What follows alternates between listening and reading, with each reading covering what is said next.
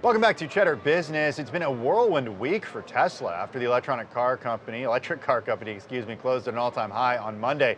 Joining us now is Whitney Tilson, the founder and CEO of Empire Financial Research. Whitney, it's always great to see you. Did you ever think Tesla would reach more than $500 a share?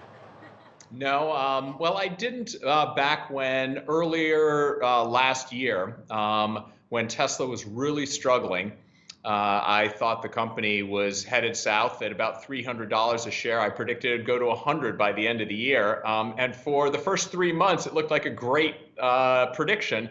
The stock eventually dropped under 180 and then started to rally. And here's the key. In investing, you don't always have to be right, but it's really important when you're wrong and the facts on the ground change. You need to be intellectually honest enough and flexible enough to recognize that. And so while I got the initial call wrong, after the company reported a surprise third quarter profit back in late October, immediately within hours of the company reporting that, I sent out an email to my 30,000 plus subscribers and said, this is no longer a good short.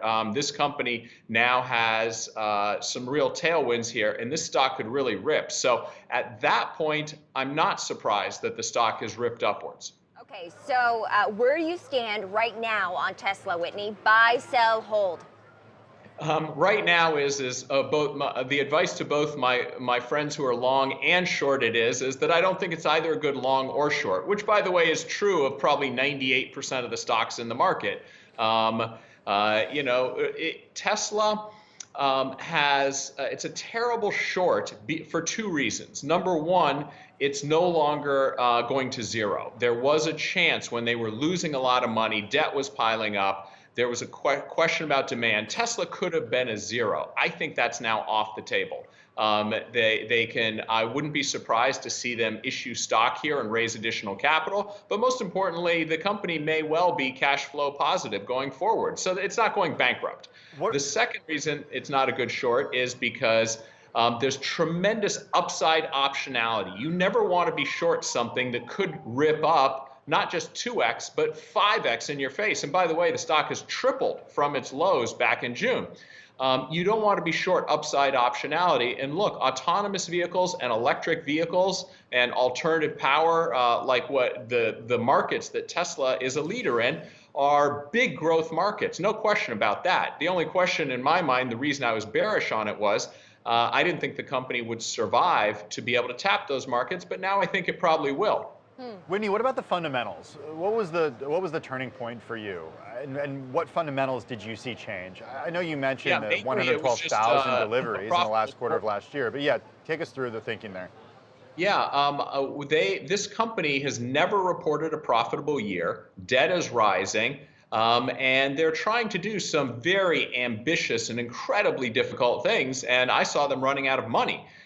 So what changed is a couple things. I mean, to Elon Musk and his engineers' credit, building that China factory from a muddy, empty field to a full-blown massive factory producing cars is an extraordinary feat of engineering in just 1 year. The fact that they've got the Model 3 ramping up, I mean, they were having incredible difficulties. They had a production line under a tent in Fremont, California. But again, to their credit, they're producing cars that people are crazy about. So what pivoted is that surprise third quarter profit really blew a hole in my short thesis. And I told all my short selling friends, this went from a good short. And I think probabilistically, it wasn't a bad short earlier this year when I said it was a good short. And in fact, the stock went down by 40% soon thereafter. But right at about the price, right about $300, where I had initially said to short it, I said, it's no longer a good short. You got to get out. You do not want to get in the way of, it's a cult stock. The investors who love Tesla will buy this stock at any price.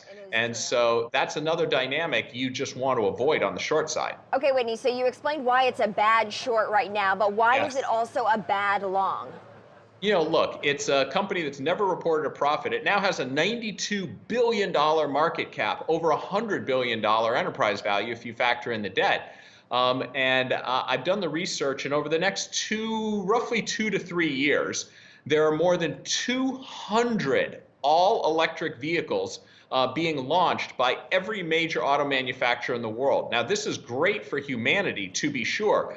And I think the world is going to pivot to all electric vehicles in a relatively short period of time, in the next 5 to 10 years. And again, great for humanity, but terrible for Tesla. Tesla has had a huge early mover advantage. And they are making the best electric cars in the world right now, no question about it. But when 200 cars are coming out from some of the most deep-pocketed companies in the world who are really desperate to make inroads in this area, and then you combine massive government subsidies, it may well be that Tesla has stimulated so much competition that they may not lose a lot of money, but they may never make much money. And when you're talking about $100+ billion enterprise value, that's a very risky proposition. I'd say to avoid it on the long side as well. Whitney, do you think 2020 will be a profitable year for Tesla? I would have given you 90-10 odds against it until they reported that surprise third quarter profit. I think some of that was some kitchen sink write-offs they took earlier in the year. So I'm not sure how sustainable that is with the tidal wave of competition. So I don't have a strong feeling either way. Forced to bet on it, I'd give 50-50 odds that Tesla has a GAAP net income profitable year in 2020. All right, GAAP, incredibly important, of course, when it comes to accounting and those figures. Whitney Tilson, founder and CEO of Empire Financial Research. It's always great to have you on the show. Thanks for joining us today. Thank you.